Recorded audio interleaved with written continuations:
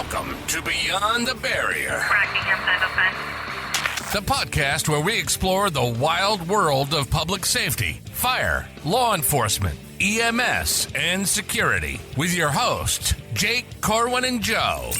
We're here to break down the barriers and go beyond the usual topics, from heroic tales of first responders to the latest tech in the security industry. We've got you covered, so buckle up and get ready for a ride that's sure to be as exciting as a high-speed chase, but with less sirens.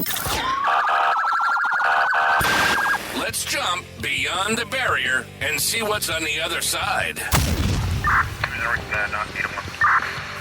Cars for a parking problem.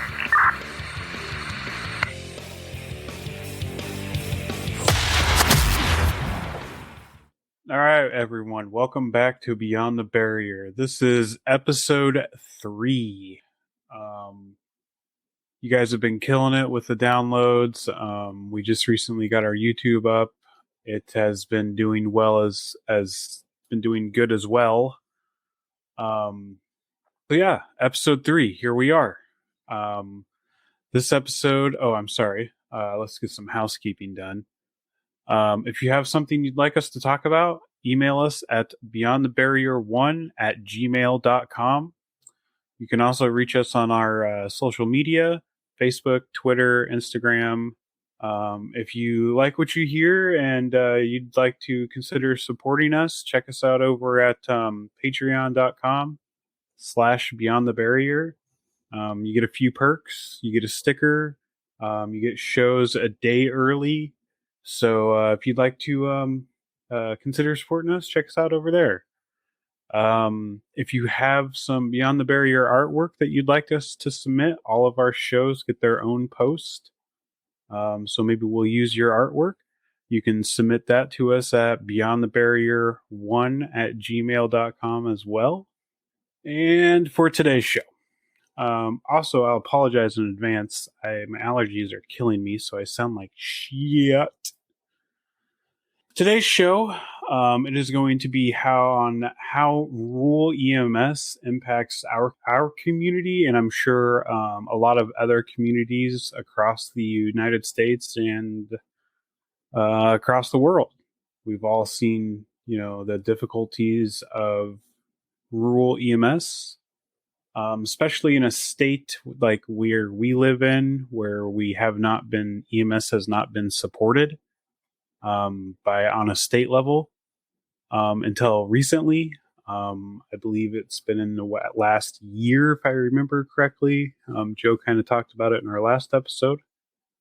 But yeah, so we'll go ahead and get started. What are some of the challenges that rural EMS face? Well, there's quite a few. And probably one of the biggest ones in my eyes is just getting to the scene can be extremely difficult. And that is in a lot of ways. One way is Iowa only allows fire and EMS personnel to have what they call a courtesy light in their personal vehicles. This is just a blue light. You are not required to pull over for it, I believe. Well, that's changed in the recent times. I was going to say, I don't know if that changed or not, like with the slow down, move over law or whatever. Anymore, with the way the law reads, you're to slow down and move over for somebody that has their flashers on the side of the road. So yes, they have to move over for the blue light. Although the permit that we possess for the blue light still says that it's a courtesy light. Yeah, so not 100% on that. I think. Anyway, so we're just given a blue light. And a lot of people don't understand what that light is. They don't understand that that means we are going to a emergency. Other states have adopted, laws that allow their fire and EMS personnel to have not just like red and blue lights and sirens, but they've gotten smart with it, and they've been able to distinguish their law enforcement from these people based off of the light colors. Like some states, I've seen red and white is what the fire department has. I believe Texas runs red and white. And other states, some states do like red and green, or blue and green, or red and yellow. And then they're also allowed to have a siren as well. And that's just to stop the misuse of the lights via like police impersonations or things. They don't want to get that. They don't want to deal with that. So that's one of the issues, one of the challenges that we face, just getting to a scene. Another challenge is distance. Where Joe and I work, we cover a very large rural area. We can respond to a call from the town we live in, and the call can be 10, 15, even 20 miles away, even further if we're mutual aiding. Right. And the thing is, with distance, you have to add in. So if it's on the west end of the county or west end of our fire district, say it's 15 miles, but we live on the east district, so it's 15 miles from our house to the station, plus another 15 miles to the call. Yeah. So it can be a pretty big challenge. And that's also to say, there's a lot of times where we are not going down a paved road. And Jake, I know you had talked a little bit about mutual aid. So for the listeners that don't have a lot of experience with mutual aid, or are not yet in the field, what is mutual aid? And can you tell us any experiences you have on some of those bumpy level B roads? So mutual aid, it's exactly what it sounds like. I don't know if there's technically, I've never seen, I guess, like a technical written out agreement between departments. I'm sure that they exist somewhere. It's a 22E agreement, and it's held through the county. There you go. This show will be a lot of Joe, because this is his world. But mutual aid is an agreement that we have with surrounding areas that if they are not able to provide a service, whether that be fire or EMS, they can call, or they can have us dispatched, and see if we are able to provide that service. Since we are a volunteer, we're not, unfortunately, able to there's times where we just can't provide the service that is, life-changing. It's a life-changing service. So we will respond to those calls and help those departments out. Level B roads, the worst one I can ever remember having to deal with, this was when I was on Melrose. There's train tracks that run through Melrose, and there's the Amtrak always passes through there, coming from, I believe, Tumwa. And we got a call for, I don't even remember. It was a trauma patient on the Amtrak. I think they fell down the stairs. The Amtraks are split level, 2 levels. Some of them, I guess. I don't know. But we got called for a trauma patient. They had a severe head injury from their fall. They were in pretty shitty shape. They needed help. So instead of deciding to stop at the crossing in Melrose, or even the next crossing on a gravel road, they just stopped in the middle of fucking nowhere. And it just so happens there was an access level B road right next to where they stopped. And for those of you that don't know, a level B road is just a dirt road that's the county owns it, but they don't maintain it whatsoever. It has no gravel or anything. And wouldn't you just imagine that it fucking poured that night when we got called to that train? So the road was absolutely just a mess.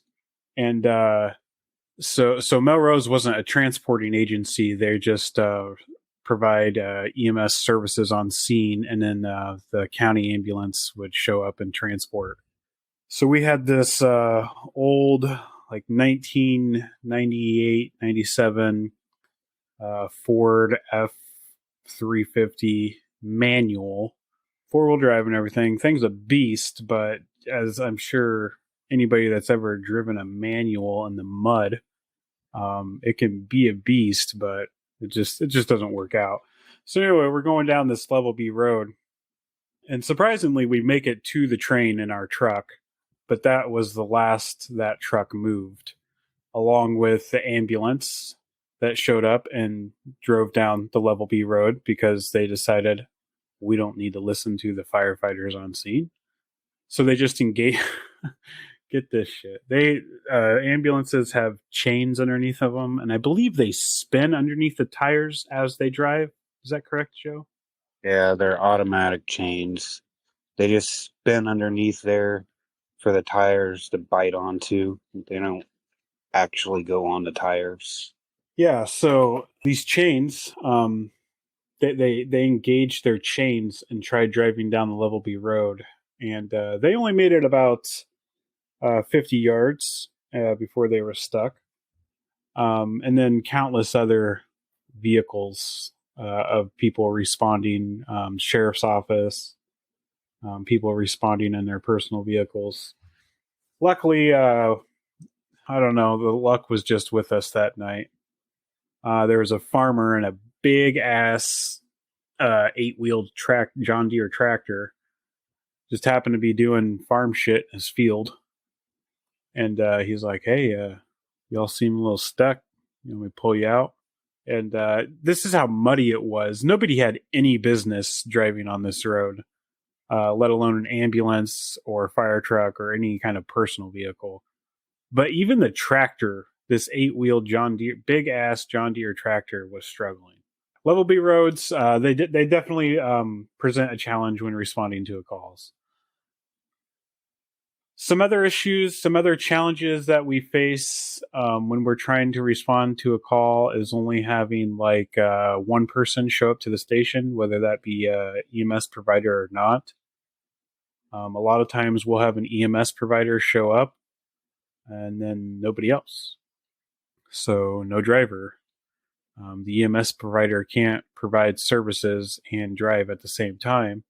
We can go out on our own and do first responder services. We can do everything we would typically do on scene, but we're going to have to request a transport ambulance. And as far as doing that, I don't like doing that because if you get into something messy or something pretty bad and you only got one person, you're in way over your head.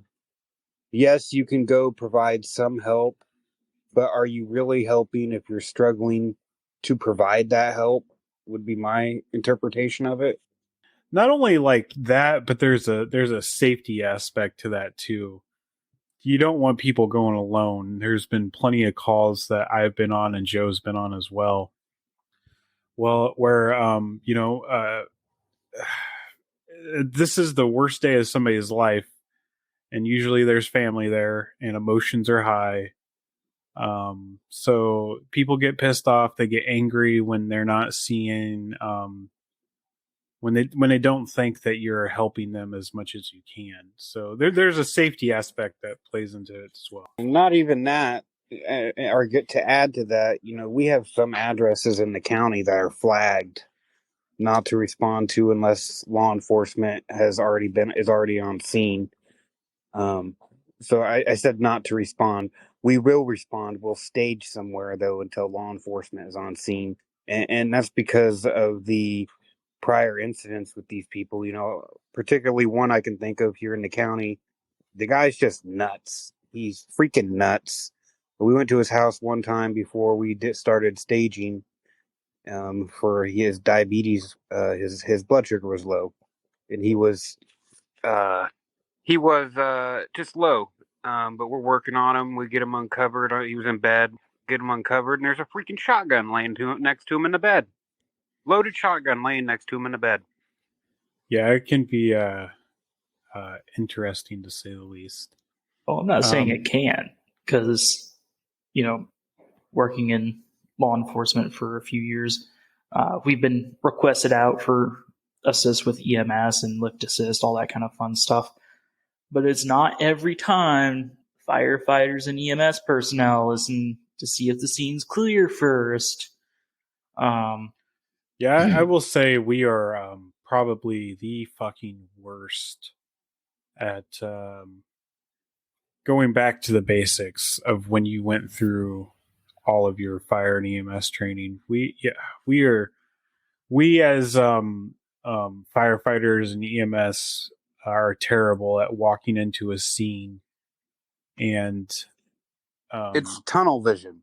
You get tunnel vision, and you're just like, oh, bad call. Got to get there. Got to help. That's cool, and I say cool. I know it sounds morbid to people, but EMS and fire is a morbid community. You'll find a lot of those people that have morbid sense of humors. It's not cool. It's interesting. I don't know any other way of putting it. When you work in the field, you'll figure it out. Well, it's interesting because it's so different. It really flexes your brain. I mean, when you're looking at a really weird way that someone has fallen and broken their leg, or how that break is completed, or how this laceration looks, or when you're in law enforcement, how did this person's way of thinking get them to this point? That's what it was for me in law enforcement. It was right. How did that get to that point? That's a good way of interpreting what I'm saying is cool. It's the unknown factor that drives you, basically. And what I'm getting at is you get that tunnel vision, though, and you get that tunnel vision, and you just completely skip over the safety factor. You skip over the fact that when you pulled up on scene, there's a gator over there with 2 rifles laying in it and nobody around and some shell casing, whatever it may be. You skip over all that stuff and just run right into the heart of it because you've gotten tunnel vision. Now, I'll tell you, there's going to be people that'll say, well, a good EMS provider or a good firefighter or whatever, they wouldn't do that, and bullshit. Everybody's done it. I'll say this.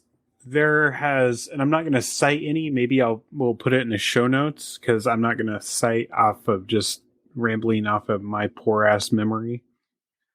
But there's been several studies on it, and I can think of one, and it was one that I believe the U.S. Air Force did, and it had to do with pilots landing back a bomber plane in, I think, World War II. But anyway, these planes, they always wrecked when they landed, and they didn't understand, what's going on here. Why do these pilots keep wrecking when they land? And it basically goes back to their training. They get tunnel vision when they're landing, and they have 2 levers next to them, and one of them is for I'm sorry, I should add this in. They kept wrecking because they would pull their landing gear up right when they were landing. So back to what I said, they had these 2 levers next to them when they would land. And one of them was the air brakes, and one of them was the landing gear.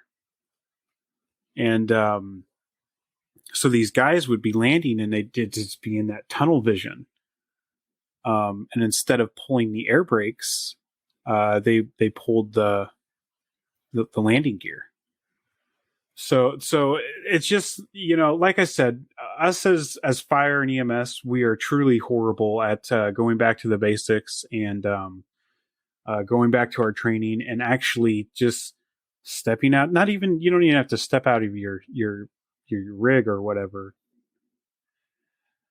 So yeah, tunnel vision, all that, it's a real thing. So just got to think about it when you're pulling up on the scene. Another challenge, like I said, the blue light thing, that can be pretty challenging.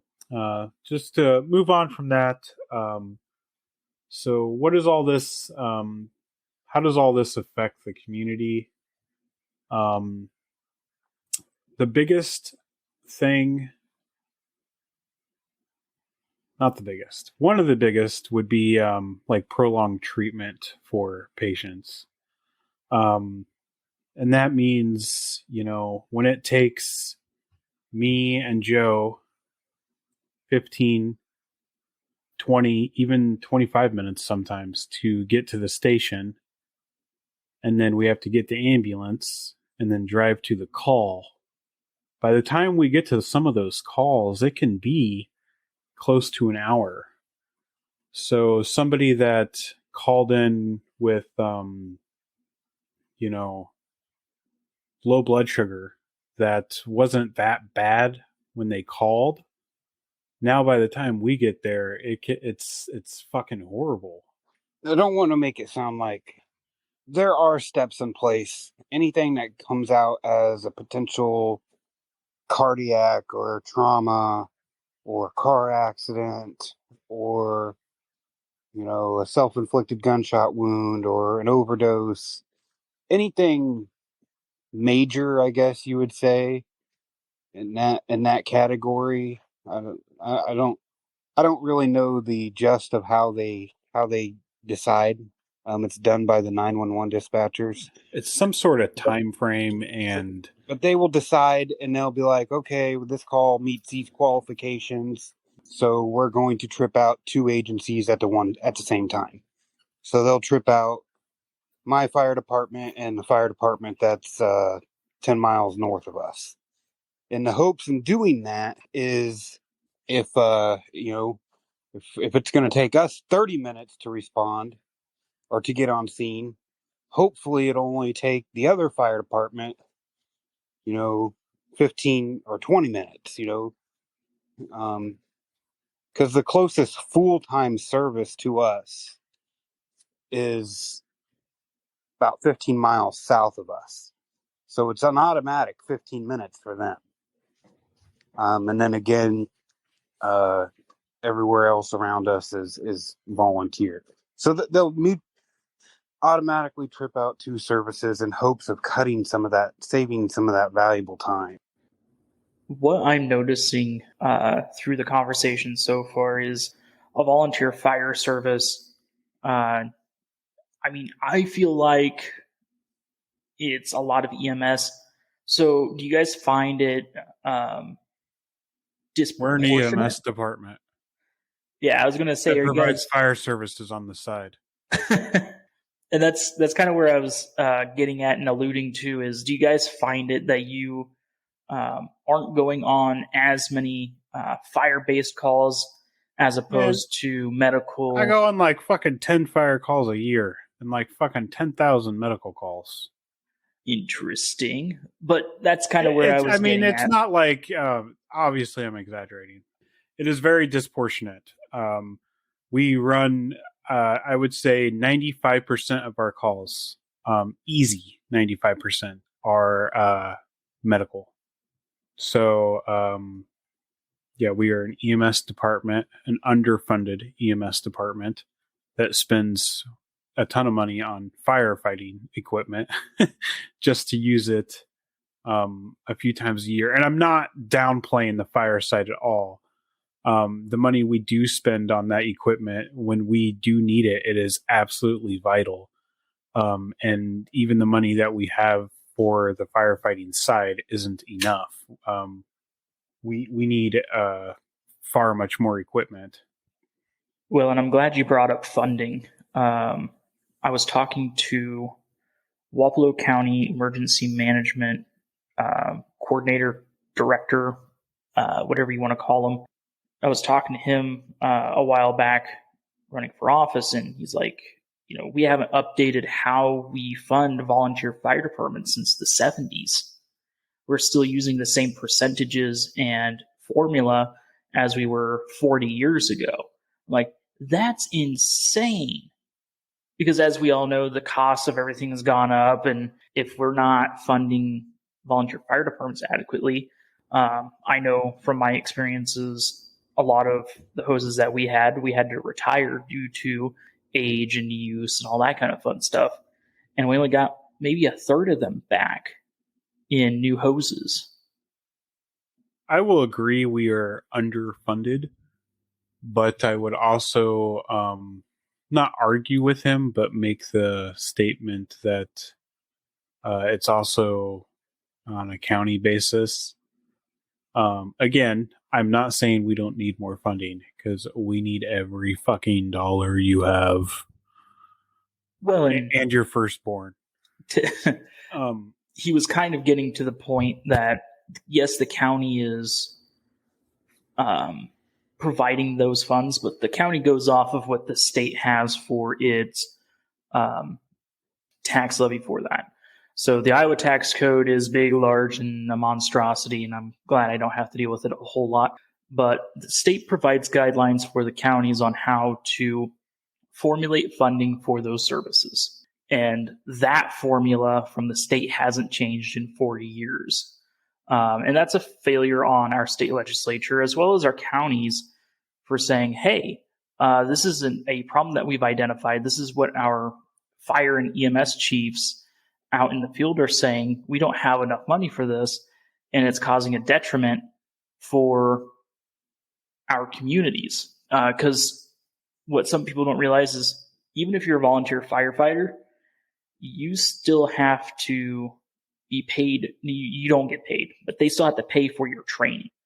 So Firefighter 1, Firefighter 2, if they decide to do that, and all those extra trainings, they still have to pay for. And that doesn't account for the money that we put in ourselves, too. Exactly. There's countless trainings that I've paid for myself just so I can help provide a better service to the people of the community. And I don't mean to interrupt, but I just wanted to touch real quick on the expenditure. The word I'm trying to say. Expenditures. Yes. That a fire department has. 2 years ago, I bought a new LifePak 12 monitor for the fire department. It was $31,000.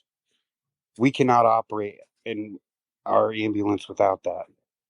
$31,000 for one piece of equipment. And then just yesterday, I turned in a grant application for new pagers.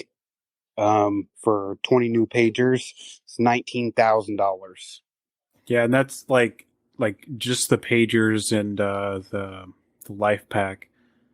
Those are absolutely vital pieces of equipment, and those two things is over $50,000. And to put it in perspective, training a new volunteer firefighter, just to get them adequately trained, is between $4,000 and $5,500. And that comes out of the fire department's budget. And, a lot of departments, you are voted in on whether or not you're going to be a volunteer firefighter with them by the membership. Because that $4,000 to $5,500 goes to your Firefighter 1 training, your turnout gear, everything that you need in order to function as a volunteer, if they don't already have some of that equipment available for you. I would say 99.900% of the time you are getting used ass expired shit. Oh, I know my turnout gear when I was with the fire service I was with was hand-me-downs. I was okay with it because my everybody is. You just became a firefighter. Yeah, give me that shit. I don't care what. I don't care what it looks like. And it looked like it had been rolled around in soot and put away in an attic, because it basically was, for like 5 to 10 years. But I was happy with it. And you're not accounting for all the bumper stickers and shit that they're going to put in their truck that says "I'm a volunteer firefighter" and all this. That shit. Mm-hmm. That shit adds up too. They got to tell you that they're a firefighter. Yeah, my favorite joke is, how do you know someone's a volunteer firefighter? Give them 5 seconds, they'll tell you. Have you seen that meme where it's like two guys in a bathroom and there's like 1,000 stalls between them, and the guy comes up to the guy like right next to each other at the same stall. He's like, I'm a volunteer firefighter. It's hilarious. Anyway, yeah. So funding all that, it's a very frustrating Endeavor. part of volunteer fire and EMS. I will say the community does a good job at supporting us, and it really plays a big role in the things that we are able to purchase and the resources we're able to provide the public. But yeah, so another a big thing that affects our community and all communities is sheer frustration with fire and EMS. The public gets frustrated with us, and a lot of times it's because of that prolonged wait time or us just not being able to respond at all. I've had people show up at this fire department and be like, "Why aren't you responding?" And you try and explain it to them, but they just don't want to hear it, and they get angry. And like I said earlier, just there's sometimes where we can't respond. I can't go by myself, and Joe can't go by. Not that we can't; it's just not it's not a safe move to do. That's not to say like Joe will say he'll call me or something. He'll say, I'm coming from the northern part of the county. Grab the ambulance and meet me at the call. We'll do that, but if it's just one person, we're probably not going to go. So we've kind of gone over some of those challenges, and there are a lot of challenges from not having enough money, not having enough people, to if it's a really bad call, your nearest trauma center. We only have 2 level 1s in the state of Iowa, one in Iowa City, one in Des Moines. And that can cause some serious issues because it can take a while. And flight, not always an option. Yeah, and to really, not to summarize it like this is the end of it, but I wanted to summarize real quick. We're talking about a couple issues when there's 100 issues. Like I don't know how often it expires, but every so often we have to reapply for our Medicaid certification. And the general population that we serve is Medicaid or Medicare patients. That is a huge deal for us. We don't pay somebody to do it for us. We don't have an admin team or secretaries or something that does all that stuff for us. We have to do it ourselves, and it is a huge deal. And if we don't do it, we cannot offer services anymore. There's problems from the front lines to the office. It's backbreaking work. So what you're saying, Joe, is there's problems in the front line and beyond the barrier? Exactly. But, Joe, Joe, funny. While you're talking about Medicare, Medicaid, fire departments and EMS services, they also have insurance that they have to carry. And that can be excruciating. I know recently one of the chiefs in the area that I was in had reached out to me, and I think Tim was there too. I can't remember quite. This is while I was running for office, because I'm running for office trying to get everyone's woes and understand the full depth of everything. Because when I was with that fire department, I was 15, 16 years old. So I didn't have any of that backroom knowledge that everyone else is worried about, because I'm 15, 16 years old. I'm a volunteer and I get to do cool stuff. But insurance is a nightmare. If you don't have all your T's dotted and I's crossed, then you potentially shut down that service for your community. So it's not just that backwards, but we'll ignore that. I did that on purpose, sir. I know. But anyway, it's not just regulatory from the federal government. I'm leaving that in, by the way. I'm leaving that in so people can hear you guys. That's fine. But, it's not just state and federal regulatory authorities. It's private businesses that are like, hey, give us money. Give us money. And it sucks because all we're trying to do is we're just trying to provide a service for our community. Yeah, and our service is free. Well, I was just getting ready to touch on that. I wanted to go back to the Medicaid, Medicare thing. People will say, well, you're a volunteer service. You're funded by our money, all that. Why do you charge? Well, the easiest way of putting this is basically we're required to, for one.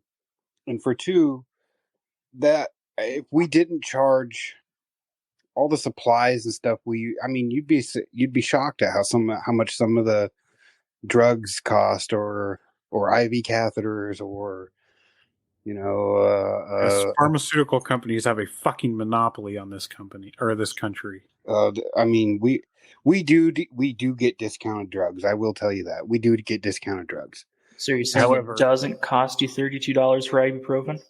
Well, instead of $32, it probably cost us $28.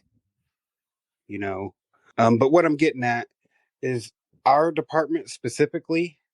I can't speak to any other departments. Our department specifically. We'll send you a bill.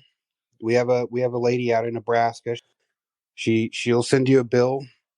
If you don't pay it, you don't pay it. We're not going to take the time to send it to a debt collector or something like that. We don't advertise that, because we want you to pay, so we can have the funds to replenish our ambulance and buy new supplies or buy new equipment. But we're also not going to, ruin your credit score because you had to be transported 13 times in 1 year because you stubbed your toe, or whatever it may be, and you can't pay. Now, fuck you. You stub your toe and call an ambulance, you're paying.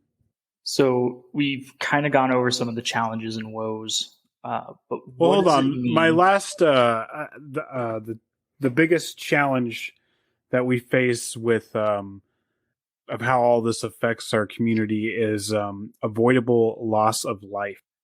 Yeah. I have seen it not many times, but enough times where just, again, us either having a prolonged response time or a not being able to respond at all, or some kind of environmental thing, whether that be shitty roads, whatever that causes us to either not be able to get there quickly or not be able to do our jobs efficiently, that you could get in a more urban setting. That shit really, those minutes count when things are really riding on them.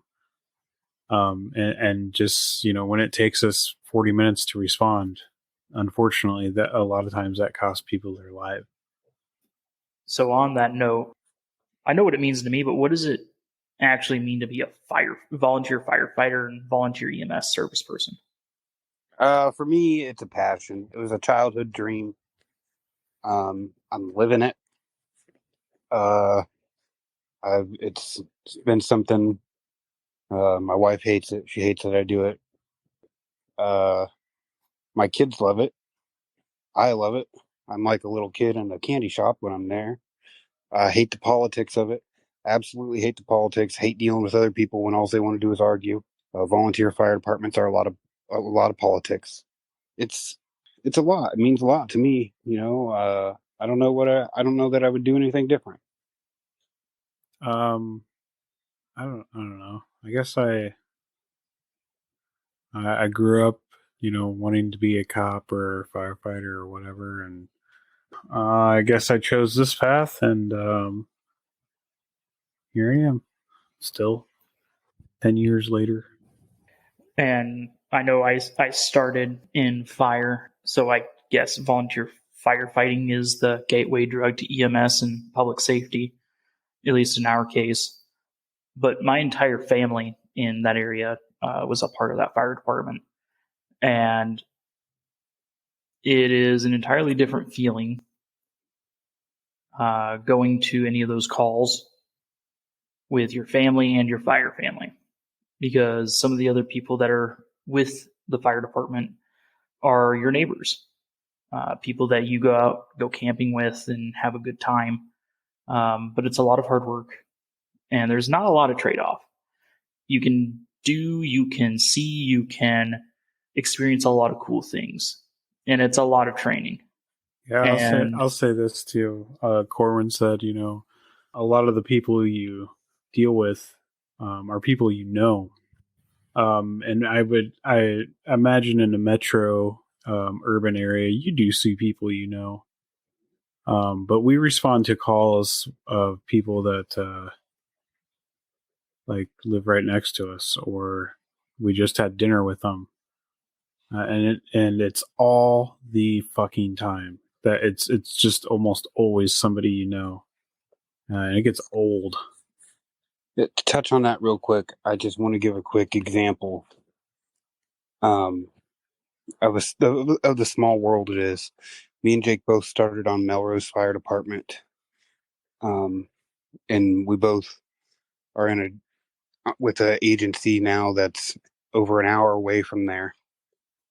Within the last year, we responded to a call of a longtime member that we both worked side by side with, an hour away. We never expected that. And it's something you face all the time, and it happens. It's a very real reality of the line of work. So continuing on, what are some things that like lawmakers can do to help the rural EMS? Write new law. Oh, never mind. I will say this. They did do one thing for us. And again, we talked about it in our last episode. That EMS is now a mandatory service. The other one would be, and we've already talked about, would be better funding for services. Make better laws that allow us to respond faster. So, like I said, maybe look at other states, how they've implemented. Yeah, you're going to have your people, you don't need red lights and sirens. Yeah, Tell me that when it's your loved one. Maybe we don't. Maybe we only need a siren to go with our blue light or whatever it may be. The thing is in Des Moines, Iowa, or Iowa City, or Knoxville, Iowa, that shit doesn't make a difference, because you have 35 people for those agencies to respond, or, they have full-time people or whatever. There's no time delay. They're not sitting in traffic, or they're not trying to get through construction or whatever, because they have the red and blue lights and sirens. Or if they don't have it, and it's like Knoxville, they got, 30, 40 people on their fire department. Well, that one person that's stuck in traffic doesn't make a difference then, because they got 15 others that are already there.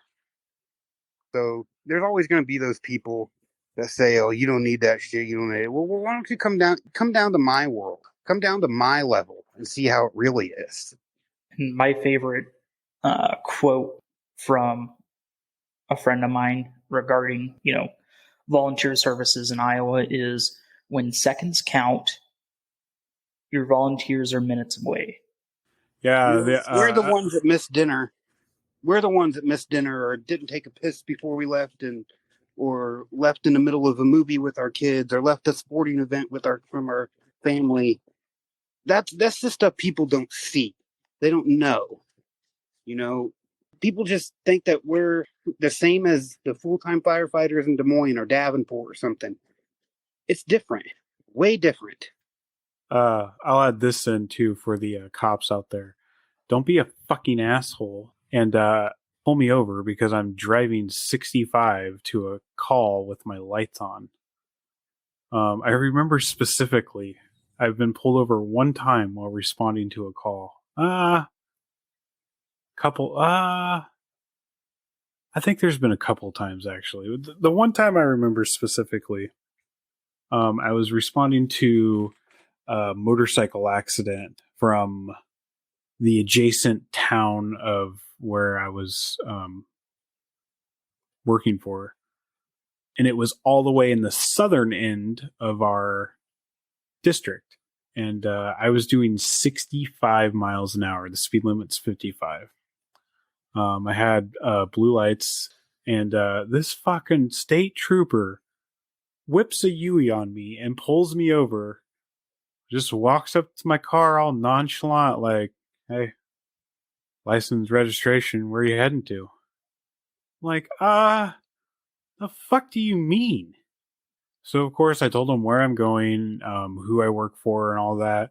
He took the time to call our county dispatch just to verify that we had an active call in that area and to verify that I was with the department. And, I get they don't want impersonators and stuff, but, where I live is so rural, we don't get shit like that. Thankfully, I wasn't the first one there. Someone got there before I did. But you're just really slowing us down for no reason. If you really are that curious on what we are doing or what we were responding to, and just follow us. Call our dispatch and be like, "Hey, is there something going on in this area that people should be responding with their lights on?" If not, yeah, pull us over. Yeah, hold people accountable for misusing them. I believe in that 100%. Because people that misuse them are the ones that get it fucking taken away from us in the first place.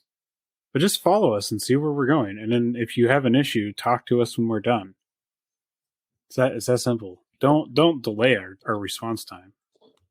Real quick to touch on that, kind of a different topic, maybe not. In Iowa, it pisses me off to see construction companies or utility companies or whoever running amber and white lights. And this is the reason why.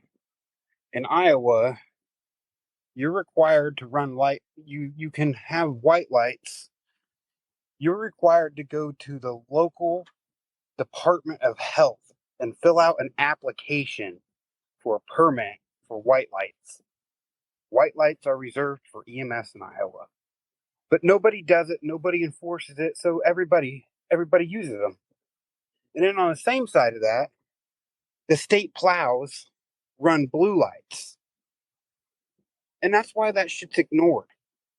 Because you got a plow truck plowing snow that ain't no emergency whatsoever running blue lights. That's ridiculous. Yeah, so some other things that we'd like to see is maybe different levels of EMS come back to Iowa. Currently, Iowa only recognizes... Do they still recognize EMR, Joe? Yeah. Yeah, there's 3 levels, or 4 levels, I'm sorry. Yeah, so EMR, EMT, EMT advanced, and then paramedic. And then, of course, you also have your Iowa paramedic, critical care paramedic endorsement. Right. There is no Iowa paramedic anymore. It's just paramedic across the board. There's no endorsement. You can get anymore, Yeah, there is. There is I not. was just going over CCP. You can get a critical care endorsement. Yeah, you're right about that. And there's also a flight medic endorsement as well. Yeah, but CCP is still recognized by our scope of practice in the state of Iowa. Yeah, that is correct. I thought you were saying that we still had Iowa paramedics. Oh, no. So it's paramedic, and then you have CCP endorsement, which has its own scope of practice in the state of Iowa. Right, and really what all it does is it adds stuff in like arterial, and people are going to say, well, you're wrong, but maybe I am, because I'm not a freaking paramedic with a CCP. It only adds in stuff like, I think, like arterial line monitoring and placement maybe, or it adds in a lot of specialty shit, really, really specialty stuff for our scope. It's not necessarily needed. Unless only people I usually see that have it are people I know a couple people that have it, I guess. Do they use those skills? No, because they don't work for Mercy Hospital or or whatever it may be, and they're not a flight medic. Although, fun fact, in the state of Iowa, a paramedic holding a CCP can practice within an ER. I found that was... Yeah, any level can, except for EMR. Well, I mean, they practice in the same wheelhouse and scope as an RN, kind of, in a way. Nah, they don't don't cross the line of paramedics. You know, it's not only paramedics. I can go practice in an ER with my A. I'm working under, and the same with paramedic, you're working under a nurse or a doctor or whatever. But a lot of your ER techs, you know, at the hospitals, they're EMTs. I've seen recently, they use CNAs still, but they're trying, I think, I don't know for sure, but it appears to me they're trying to go away from CNAs and they want EMTs because the scope of practice is much broader. You know, and the other side of that is there's hospitals in Des Moines area that, they have ER techs that are EMTs, and they're also taking an extra class so that they can do venous blood sampling. So you have EMTs in the ER drawing blood and such, and like I said, I think the reason for that is they really want to go away from the CNA aspect of the ER tech. Yeah, they can do specialized training and get signed off by their medical directors. Like Joe said in the last episode, every ER has a medical director. So we're having a little discussion on the side. Corwin thinks that our paramedics at the hospital practice in the same capacity. Not our paramedics, just one specific one that happens to have a CCP endorsement. The CCP I don't have a good answer for that. I do. There was a paramedic at the mental health hospital, old-time Des Moines firefighter. Yeah, Doug, he's still there. I don't know if he has a CCP or not, but I will tell you that the doctors and nurses often rely on paramedics more because they've done a lot of that. I've seen the doctor at the hospital be like, "Hey, Doug, we need you to intubate this guy," and that's because Doug's done it 1,500 times or 200 times, or I don't know how many times he's done it in his career. And the doctor's only done it 5. This is about volunteer firefighters and EMS, so maybe we can save that for another episode. Hold on. We're covering this real quick. I'll admit it if I'm wrong, but I prefer if we did an episode on this. Shut up. The paramedic that works in the ER, he does practice as a paramedic, only as a paramedic. He does take patients as his own and is virtually their nurse. But when it comes to certain aspects or certain drugs, he has to get a nurse involved to do those things. He just can't do them himself. So anyway, yes, back to the show. So what are the things the public can do to help us out? My biggest thing is just truly understand we are really doing the best we can with the resources we have. I understand, and Joe understands, and Corwin understands that people get frustrated when we're not able to respond, or it takes us an hour to get there. But really, that's we're doing the best. Like if we could cut that hour into 59 minutes or 15 minutes, we would give our left toe to be able to do so. Write lawmakers. Tell them that you want things to change for EMS, that you want to see fire departments get better funding, get help with getting the word out there about changing our courtesy light. There's so many things the public can do to help.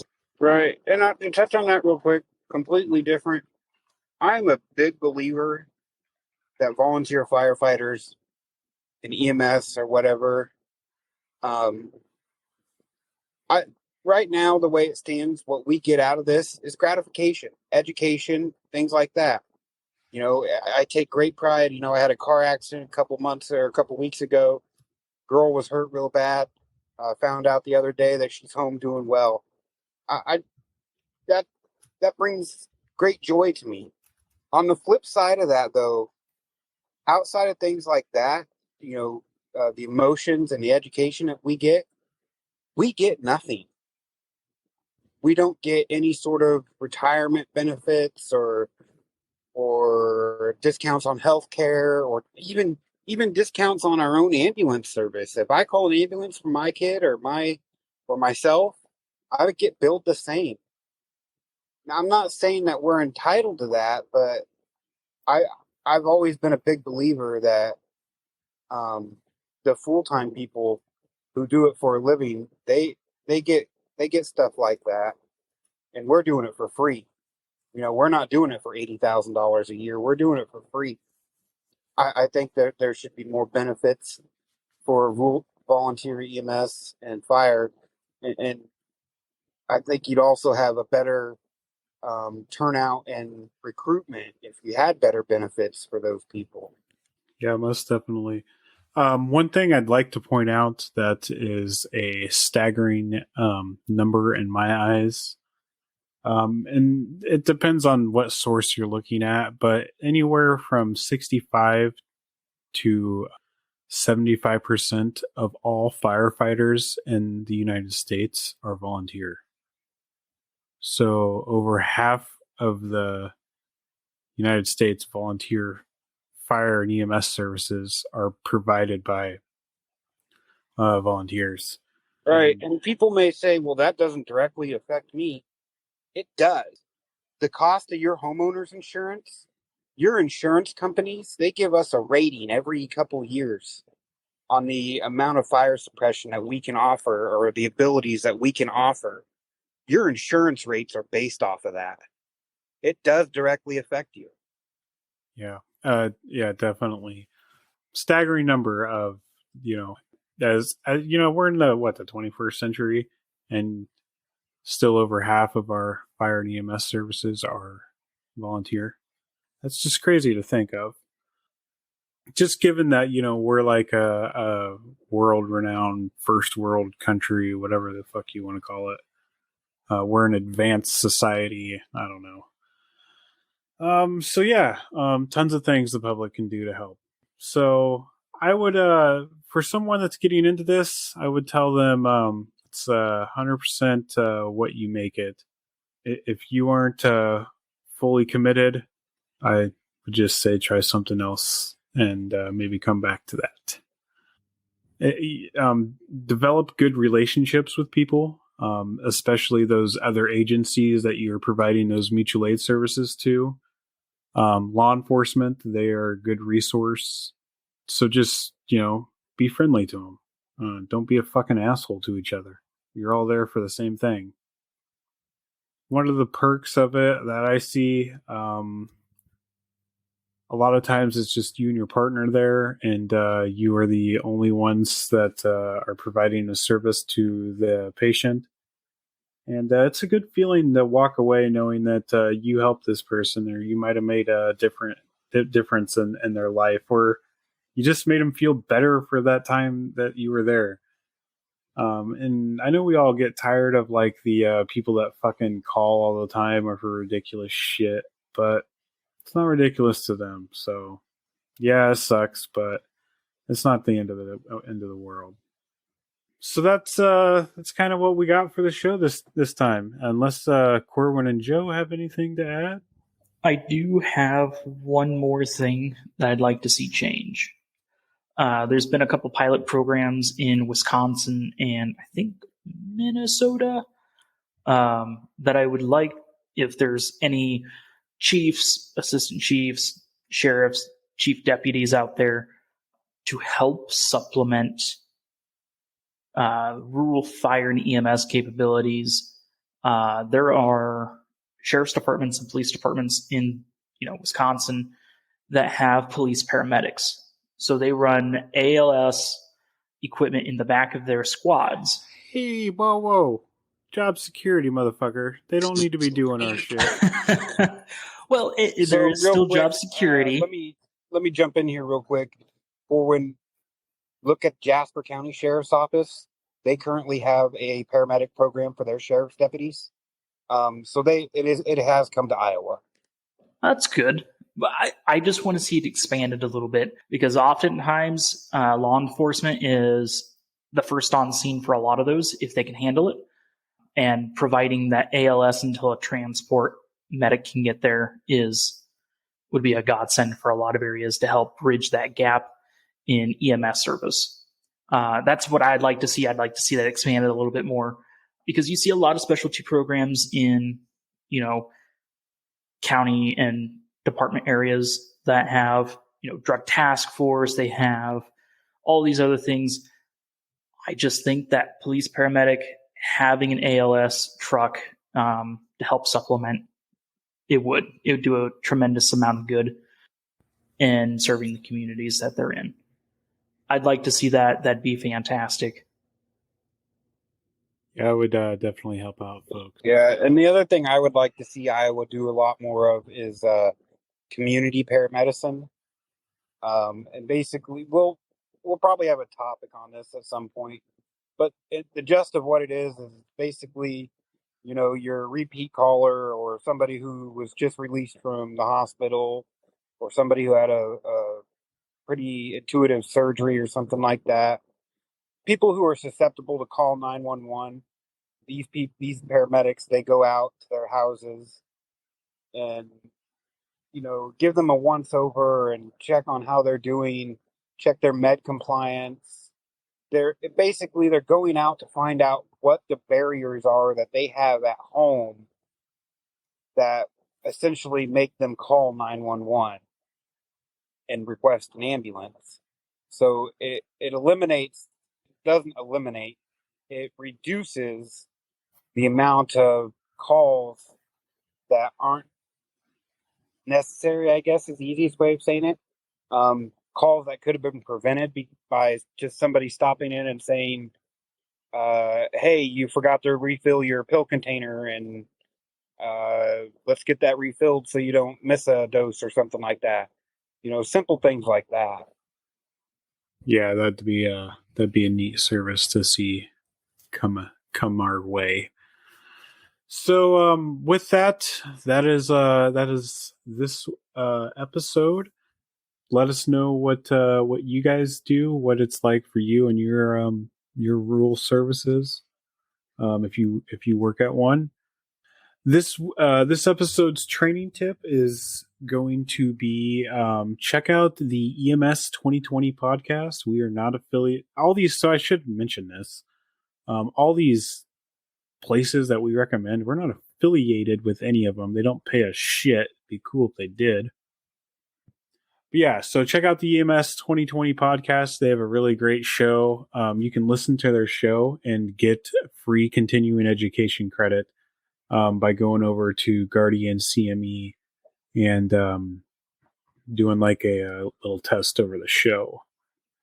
The gear for this episode is Raptor shears. We'll leave a link to them down in the show notes. They're a great pair of shears. They're very well made, and they are a versatile tool. They will help you in every aspect from EMS to firefighting, from cutting off clothes to, I think, even, do they have a window breaker on them? I don't know. They have all kinds of shit on them. Yeah, they're a great tool. They're made by Letterman. I think that's how you say it. They're well known for making multi-use tools, like your multi-use pocket knives and stuff like that. They've got a seatbelt cutter on them. All around, a very versatile pair of shears. Great for all sorts of different things. They fold up, they're compact. Don't be a dummy and get a stupid holster for them and try to look cool. I see those people all the time, but they're great shears. I'd recommend them 100% to anybody I know. Yeah. Don't need to be tactical. Tactical is not cool. It's kind of dumb. Everything doesn't need to be in a Kydex holster. Are you saying that you shouldn't be engaging in mall ninja shit? Yeah. Damn it. Anyway, so last thing I want to touch on is we have a few things that'll be changing soon. I know our audio hasn't been the greatest. we have some fixes coming for that, so just bear with us and give us a little bit of time. With that, we are out. This is the end of this episode. We will catch you guys on the next one. Get us on all the podcast platforms. Leave a like, subscribe, comment, review, whatever. Take care and stay safe, guys. We'll catch you all later. Stay cool, stay safe. And that's a wrap for another episode of Beyond the Barrier. We hope you enjoyed diving deep into the world of public safety, fire, law enforcement, EMS, and security with us. Your trusty hosts, Jake, Joe, and Corwin. If you liked what you heard, make sure to subscribe and leave us a review on your favorite podcast platform. And don't forget to follow us on social media for even more exclusive content and behind-the-scenes look at our guests and topics. But for now, it's time to put down the walkie-talkies and hang up the handcuffs. We'll catch you next time on Beyond the Barrier, where we'll continue to break down barriers and explore the exciting world of first responders and security professionals. Stay safe out there.